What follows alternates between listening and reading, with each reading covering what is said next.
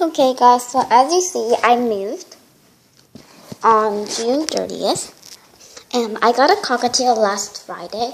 So I'm going to show you my cockatiel.